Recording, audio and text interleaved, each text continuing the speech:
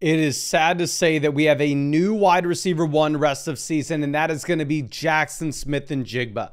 Now, obviously, JSN comes through back-to-back weeks here, blow-up games where he's the wide receiver 3 in fantasy in week 5, the wide receiver 2 in fantasy in week 6, and now you're actually looking at JSN averaging 116 receiving yards per game. If you go through and look at what he's doing from a per route perspective, he's at 4.23 yards per route run, according to flockfantasy.com. He's up at a 33% team target share. He's fully healthy, which is more than you could say with our next wide receiver with Puka Nacua. So I will have JSN as our wide receiver 1 rest of season. Now, Puka Nacua, I would still rank wide receiver 1 in terms of points per game going into the future. What is incredible about Puka is he goes down in this contest after only seeing 3 targets, 2 receptions, 28 receiving yards. He goes down at the beginning of the game, right? And despite that, he is still managing to average 23 points per game, and he's still technically the wide receiver 1 in points per game. But at the time of this recording, which is super late Sunday night / Monday morning, we actually have word that it seems like Puka Nacua could be set up to miss in week 7. You have the bye week in week 8. So if you have Puka Nacua, the instant reaction I'm going to give is you're hoping that you get him back in week 9. Now, moving down to our next tier, Amon-Ra St. Brown, in still a very good offense, still has a very consistent role here. You've actually seen at least 6 targets in every single game so far this season. He's averaging over 10 targets a game. He's averaging 8.8 receptions per game. He's averaging 8.5 targets a game. He's averaging only 75 receiving yards per contest, but keep in mind, he's in a much better offense than almost any other elite wide receiver in fantasy. So the touchdowns are just going to be easier to come by for St. Brown than they will be other players. Justin Jefferson just went through the bye week. Now you're going to get Jefferson for an extra week in comparison to guys like CeeDee Lamb, Jamar Chase, including Rashee Rice, George Pickens, right? So typically these players that are already through their bye, I'm going to give them a slight nod in our rest of season rankings because you get them for an extra game. I'm going to assume that CeeDee Lamb is back in week 7. CeeDee Lamb goes down at the very beginning of the game in week 3. They obviously have the opportunity to throw him on the IR, but they don't do that. And instead, they let Lamb just sit out weeks 4, 5, and 6. And if they would have put him on the IR, they would have saved a spot. They would have been able to actually just have them miss 4 games kind of regardless. So based on the timeline of that, based off also the initial reports that we've had with this ankle injury, I'm going to kind of assume that we get CeeDee Lamb back. And clearly, this Dallas Cowboys defense is horrendous if they are letting the Carolina Panthers look like a competent offense. So Dak Prescott's going to continue to have a ton of passing volume rest of season. Jamar Chase, you get the back-to-back bounce-back days. And I was thinking of the funniest thing in the world, which is when people were clowning on me for having Jamar Chase inside my top 10 rest of season wide receiver rankings after he scored 7.3 points against Patrick Surtain and the Denver Broncos on Monday night. People were telling me it was crazy to have him over Quentin Johnston. Ludicrous. But anyway, with Chase, obviously it's still a very bad offense, but he is the most talented wide receiver in the league, or at least the second most talented wide receiver in the league. So you're still going to get there regardless, especially when the Cincinnati Bengals defense is horrible. So they are going to have to throw the ball. And I do think Flacco's going to be better than Browning was. Now, Nico Collins just went through the bye, so you will have Nico Collins an extra game going into the future. Now, Nico is averaging only 14 points per game, which is a lot lower than some of these other wide receivers that are behind him. So the leash with Nico here as B tier wide receiver is pretty low. You could see him fall to C tier just with one more bad performance. Drake London, I have yet to see play. I can just tell you what his expectations are for tonight, according to Underdog Fantasy.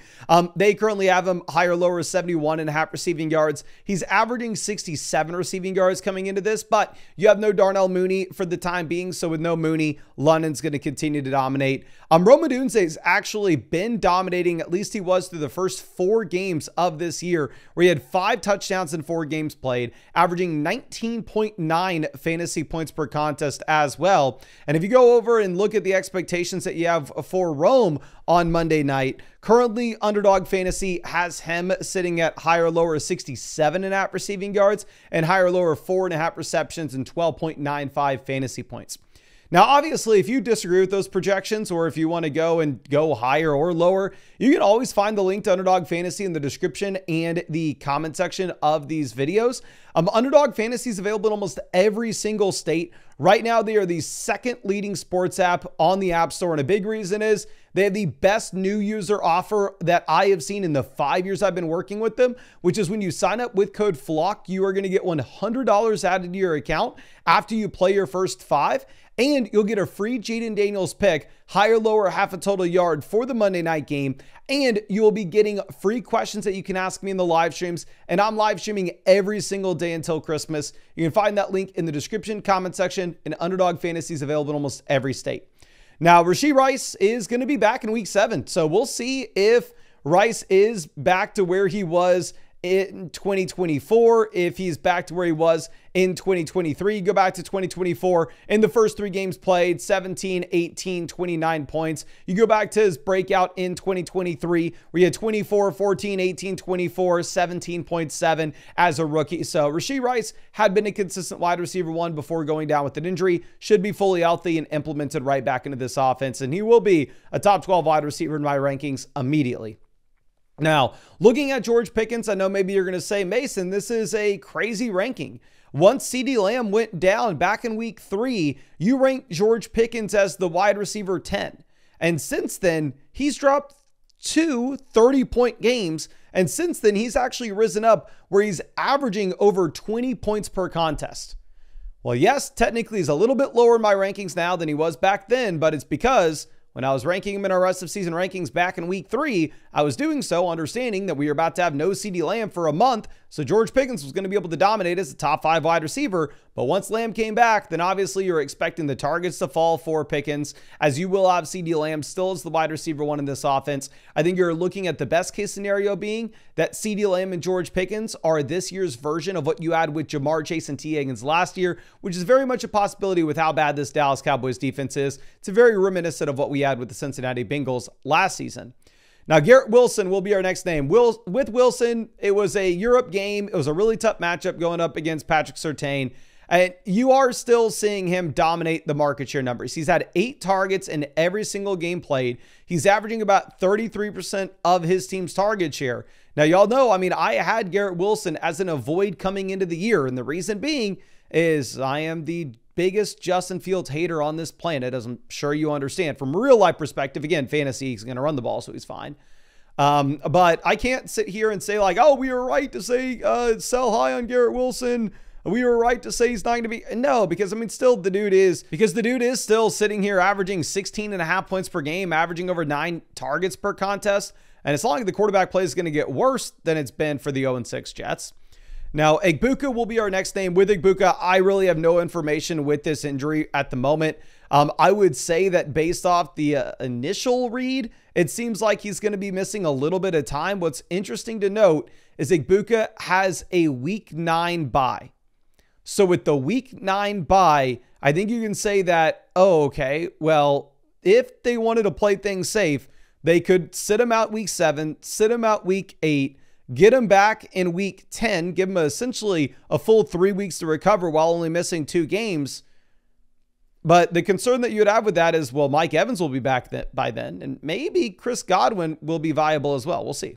Now, Davante Adams in the short term, going to crush with no Puka. But again, because this team has a week 8 bye, I think you're probably going to get Puka Nacua back by week 9, and this is just an instant guess. I'm going to be live streaming every single day, continue to give you injury updates, and continue to update the rankings for you. So just make sure you're subscribed, and we are about 3,000 subscribers away from hitting 300K. So if we could somehow get that this season, that would be amazing. But yeah, once Puka comes back in, then obviously Davante Adams is just second fiddle in this offense. Teteroa McMillan has his best fantasy day yet with 17.9 points, but he only had 29 receiving yards. So it was hilarious that Tet had typically been getting all the volume and no receiving touchdowns, and now kind of flips reverse of that. I will say you're not going to have as good of matchups that you had against the Dallas Cowboys rest of season, but he's still a phenomenal player, and the market share numbers are incredible for him, where he's averaging over 25% of his team's targets as a rookie. Now, Deebo Samuel, currently banged up. I think the word that we are going to get with Terry McLaurin is Terry maybe back in week 7, maybe back in week 8. And with Deebo Samuel, I think you can safely say that he is the wide receiver one in this offense, regardless of if Terry is there or not. His current projection for tonight's game on Underdog is higher lower 72.5 total yards, which is actually higher than what you have with the other guys that are yet to play, such as Rome and Drake London. Obviously, once Terry is in, Deebo is going to take a slight slide back. Now, leading off D tier, we are going to have Jalen Waddle, and this is where the tiers get very large and the differences between these players become very minor. But if I'm looking at Waddle, I think it's just easy to say, yeah, you want to start him every week going into the future. Like back-to-back games here where he's actually come through with 8+ targets. You've had 95 receiving yards this week, 110 receiving yards the week prior. Now you're looking at him up at 65 receiving yards so far this season. Moving over to Brian Thomas. Brian Thomas is at 55.5 receiving yards per game. And it is hilarious. I know that people are commenting saying that, oh, Brian Thomas needs to be higher than wide receiver. What the hell are we talking about? Well, Brian Thomas has himself a great day and scores 23 fantasy points. He's still, what, averaging 11.8 points per game, which is a lower mark than any wide receiver that we have him behind here. Now, I'll say, of course, trending in the right direction. Round 1 NFL draft pick, phenomenal rookie season. We just took him in round 1, round 2 of fantasy draft, so I'm going to give him the benefit of the doubt. But I think wide receiver 18 is a very reasonable ranking. Courtland Sutton, I understand, gives you the dud performance against the New York Jets. And now we've kind of seen this a couple times where Sutton has fallen flat on his face in a handful of games, but he's still averaging about 13.9 points per game. And it was a tougher matchup. Plus, you look at the fact that with Sutton, you still have the consistent target volume from a quarterback that's not horrible. DK Metcalf, I have on my fantasy football team. My team is now 5-1, and we are currently on a roll to be 7-1 that I get to play the 2 worst teams in the league over the next 2 weeks. Super excited. But DK Metcalf's my wide receiver one. My wide receiver room's garbage. I would love to say like, oh yeah, DK Metcalf averaging 15.7 points per game. He is just an absolute crusher, and this is going to be the case rest of season. But my holdup on it is he's getting there with touchdowns, right? He's played 5 games. He scored 4 touchdowns. He's actually only averaging 6.2 targets per contest, which is lower than any other wide receiver in this tier. So I'm afraid that we are going to get some regression. Now, of course, with Metcalf, when he's built like I am, it's understandable that he is able to score touchdowns at a higher clip than other wide receivers with similar target volume. Zay Flowers, he is going to be saved by Lamar Jackson coming back into this offense. Clearly, he hasn't been great as of late, but it's been because this offense has been the worst in the league. Lamar's missed 2 weeks, and now he gets the week 7 bye. So I'm going to assume that Flowers is good to go week 8 and beyond. The big Q had me crushing. Like in some underdog tournaments, I'm sitting here at the very top, loving life, thinking that I'm going to win millions on underdog best ball drafts this year. And then all of a sudden he disappears when I need him most in week 6. Please get healthy, my friend. I'm rooting for you.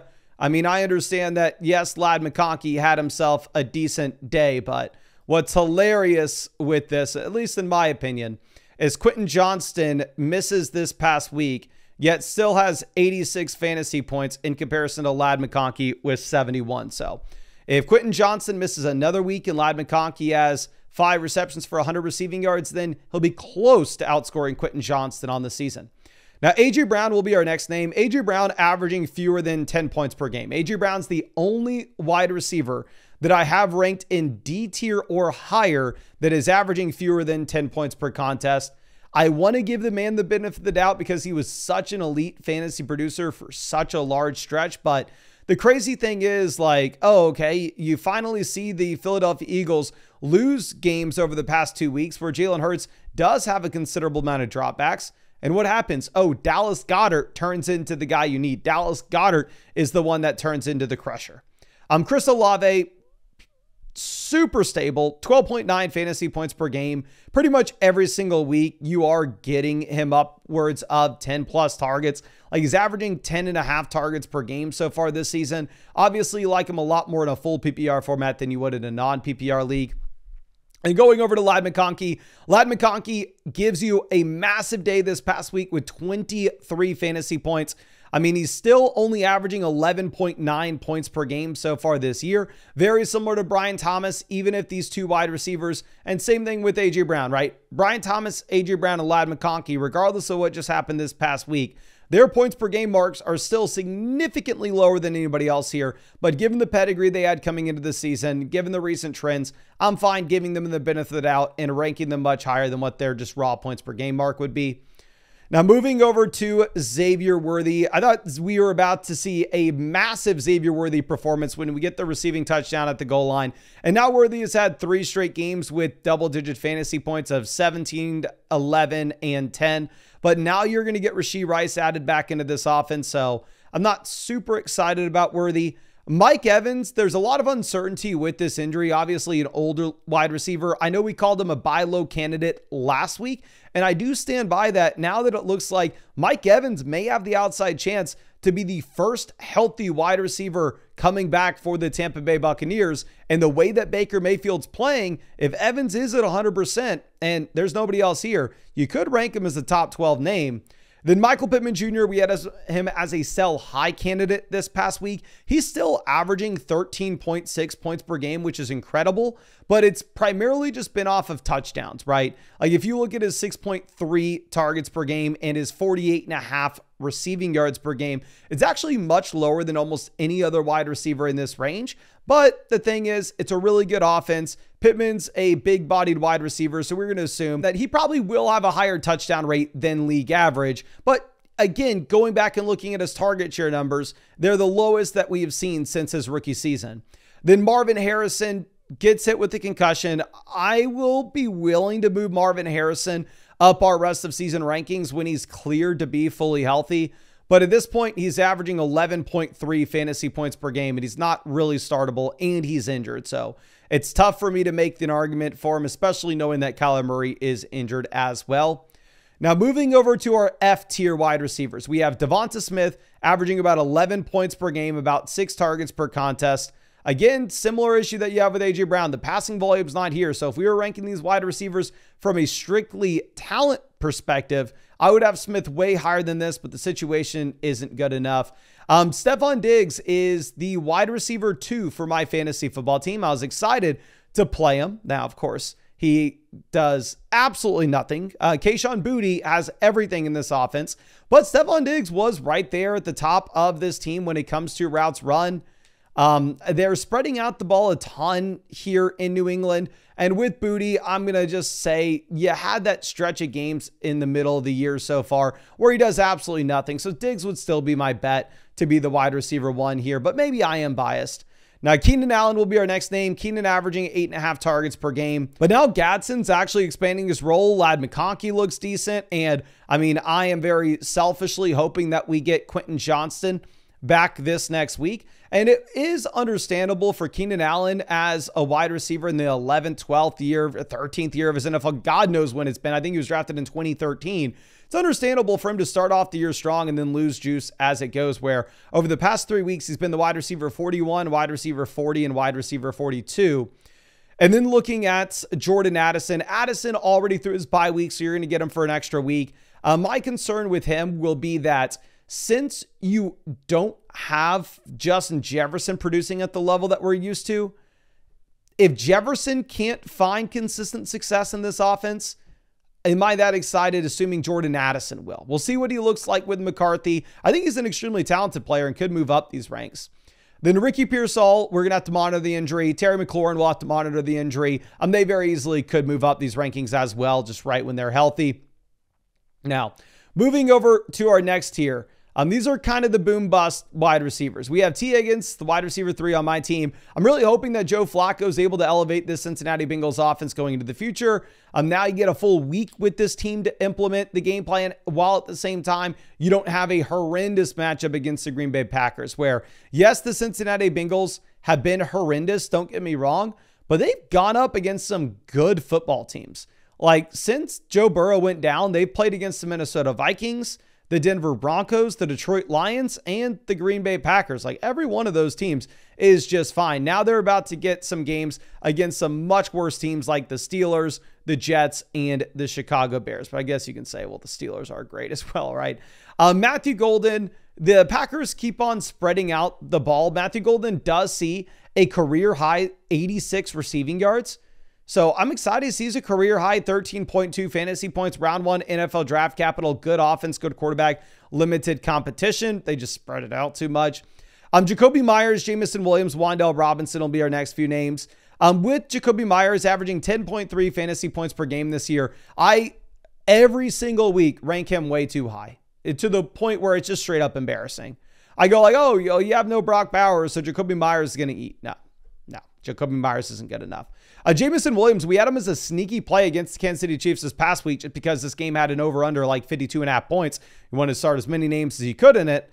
And yeah, J-Mo comes through as 66 receiving yards and the receiving touchdown, but he's still the exact same wide receiver that he's been all along, right? We'll just reiterate what we've said every single video for 2 years now. He's a boom-bust field-stretching wide receiver. It's better for Detroit Lions than he is for your fantasy team. You're getting a lot of games with under 5 fantasy points, a couple of games with 20+. Wan'Dale Robinson looked really good on Thursday night, drops 20 fantasy points, second time doing so far this season. And he has the receiving touchdown. Wan'Dale's actually been a little bit more efficient this year than what we've been used to so far in his career.